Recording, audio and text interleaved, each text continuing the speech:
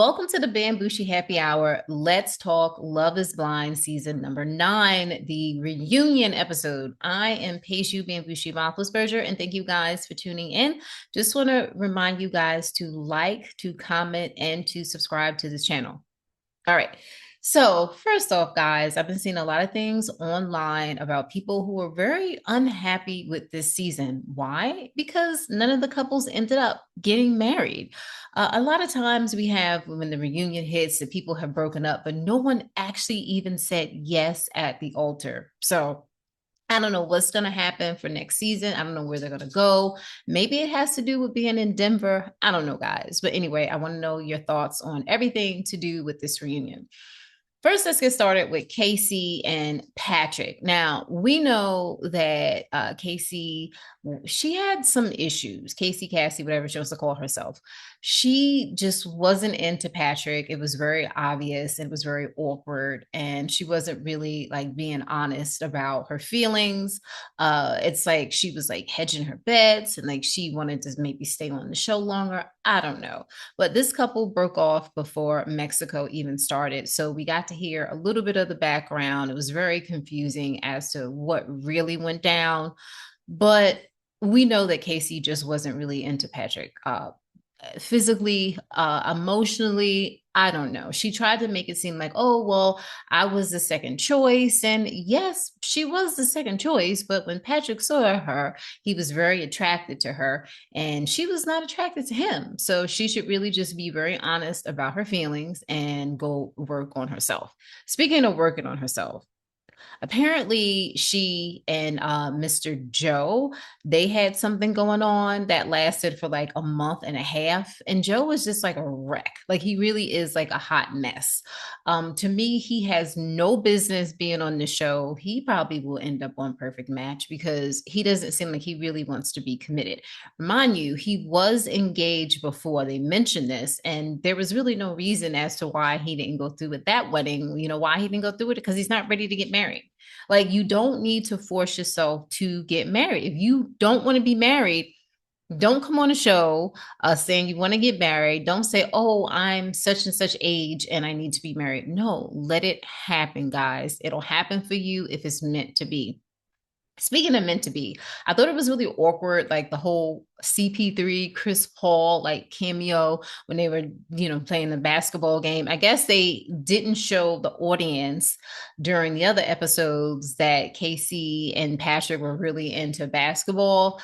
Yeah, I mean, I like CP3, but it just felt like, I don't know, it just felt cheesy to me. There wasn't a whole lot of drama. It was a lot of stuff that was just missing from this episode. And for them to bring in CP3, like, okay, all right, CP3 is into Love is Blind. Okay, good. Anyway, on to Nick and Annie. Now, Nick and Annie, that was also a mess.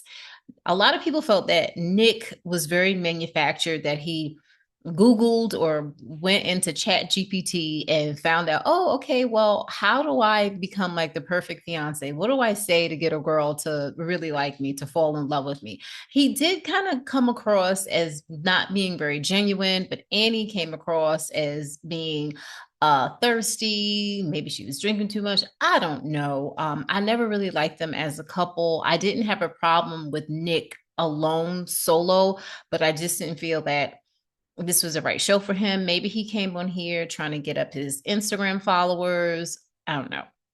But anyway, let's move. Let's move on to Joe and Madison. Now, I mentioned that Joe and Casey, that they hooked up after the show was over. Joe and Madison, we knew this wasn't going to work out from the beginning. The reaction that Joe had when he saw Madison was just really ridiculous and just kind of like over the top. I had never really seen anyone react the way he did. But on the reunion, he said that he really was attracted to Madison, that he just normally his dates women that are petite. Obviously, all they did was fight and fuck. That's the words that he used. So that they had some type of To me, that's a toxic relationship because there should be some fun in there. There, should be some deep conversations. They just did not work from the beginning. And I felt bad. If you guys saw on Madison's like Instagram and like interviews that she's done after the show, she discussed that she had a sort of a unhealthy relationship with food. She developed this after watching the episodes. She hated food. She, felt obviously she felt like she wasn't as attractive as she is. And so I don't want to blame Joe. I will say that Joe did not help her feel any better. And I hope that she is in therapy and I hope that she believes in herself. But this was just like a not a good match from the beginning. Anyway, we have Allie and we have Anton. Now, Allie and Anton, I just I didn't like Allie. I'm sorry. I understand that Allie is a pretty girl and she's on there, I'm sure she'll be on Perfect Match. But she just when she said that she wanted to make up his face, like something about that just seemed like very disingenuous. She was kept talking about how much he drinks and the strip clubs and and him being a truck driver, all of that stuff to me was just kind of silly. Like the drinking part, yes, he should not be drinking every day, but if he has one or two drinks, that's not a big deal. Now apparently he may have been having a little bit more than meets the eye, I don't know, but it just wasn't really any chemistry. She wasn't really feeling him. She's looking for a baller. She's looking for a guy with bank. That's really what she wants. This wasn't the show for her as well. This is a show where you come on, you have not seen this person, you don't know how they look, you don't know what they do for a living, you don't know anything about them. And then at the end, you have to decide on whether or not you want to marry them. Like, is she really a serious person? Because I just don't think she's a serious person. All of the issues that she was having for whatever reason, and they brought this up in the reunion, she rarely brought up about like the strip club. I don't think she brought that up to him, period. She was basing stuff off of Anton's friend's girlfriend who had only been dating the friend for a few months. And so I didn't like that. She just didn't like him. There's really nothing else to say to that couple. Now, to me, the worst thing of the night had to be Megan and Jordan, Sparkle Megan. Now, Sparkle Megan really showed herself to be someone who was looking for a man with money as well. Now, she has her own money, but, in the show, she kept insisting on meeting Jordan's son. She kept on, oh, I want to be part of his life. And it was so important to her. And then she turns around and says at the end of the show, when of course she breaks up with Jordan, she's like, I don't really know if I'm, capable of being a good mom, or if I'm really, this is my thing, if I should be a mom. I don't know. I really don't know if I'm cut out for it. Really? Well, a few months later, you happen to meet Mr. Paul Wegman, who is the CEO of Nova Automation. And we know he is making plenty of money. And guess what? Only a few months of dating, she gets pregnant. So, I mean, I just don't know. She gave birth 2.5 months ago. Everybody has seen this on Reddit. I think I talked about it on my other update that it was rumored that somehow or another that Megan had a baby. Well, she had it naturally, it came out of her body. So I just now everything that I look back on in the pods makes me look at her differently. I think that Jordan was somebody for her to have fun with. Jordan was like, oh, an experiment for her. He's a little bit younger than her. They had great sex, great chemistry at first. But when it came down to what she really wanted, she really wants to still have that lifestyle where she can go wherever she wants to go and have a baby. Now, I don't know how that's going to work out in real life. It probably they'll have enough money to have nannies and the nanny will raise the baby. I don't know. I don't know. Maybe that's not nice for me to say. I don't think that Megan is that special. I don't like how she treated Jordan. Maybe I'm biased. I don't like it. Jordan, your woman is out there, someone who will appreciate you and someone who will be a good stepmom to your son. Okay.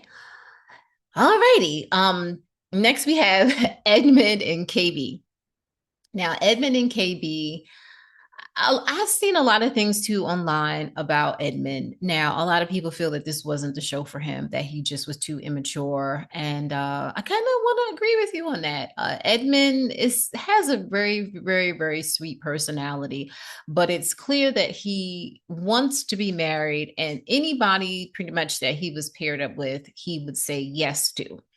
I don't think that he fully grasped what it takes to be in a serious monogamous marriage and the difficulties that he'll have to face. He cries for everything. Nothing wrong with crying. I think every strong man has to cry and needs to cry, needs to let it out. But this man is just crying because today is Thursday. Like, nah. And then KB, apparently, she says she's done some work on herself. I don't think that her temperament is right for him. I think she was annoyed by him. I think she was frustrated by him. I think that she, was hoping for something better. When I say better, something, and forget that, scratch better. That is not nice to say. She was hoping for someone who was stronger, someone who was more compatible with her. And I think she felt let down by production. Edmund, like I said, is a sweet person, but they just aren't compatible with each other at all. He had no business being on the show. Mentally, maturity wise, he was not ready for it. KB didn't come across as being so great either. She wanted to, shut down the narrative of how the edit was that she came across as being labeled as an angry Black woman. I think you were a frustrated woman. I think that was more so what it was. And I think rightfully so. You could have handled some things differently, of course, the way you spoke to him. But it was just, this man showed up at the altar with a pick in his head. First of all, I don't know why he has a pick in his head all the time. Like every time you see this man, he has a damn pick in his head. No. And then on the wedding day, no, no, no, no. Anyway, so none of the couples ended up with each other. The only person who actually, Anton is in a relationship, so that was good. His girlfriend was in the audience. Obviously, we know Megan has her boyfriend partner there, the father of her baby boy. Everybody else seems to be kind of doing their own thing. It was really funny that Allie didn't want to let people know if she was dating someone or not. I thought that was a little bit odd. But other than that, guys, that's really all that I have. I don't have a whole lot because a whole lot didn't happen. I will say that this is one of the reunions that I think probably let me down the most. I didn't get the juicy info that I wanted. I didn't get, people confessing all of their deep, dark secrets. What I got was a bunch of people who had no business coming on the show in the first place. So I want to know what your thoughts are. What are you hoping to see in season 10? What city do you want them to go to? Because they have been renewed for season 10. I don't have any info on where it's going to be filmed. Has it been filmed? I don't know. They keep these things under wrap. As you guys know, from when the episodes aired until now, it's been like almost a year and a half. That's why Megan could have a whole baby. So anyway, guys, let me know your thoughts on this. I will be back with other updates. I'm doing Married at First Sight. My mom and I are doing The Golden Bachelor, and I will also be doing Traitors. So I will see you soon. Be safe, and thank you so much for your support. Bye. It'll get you drunk.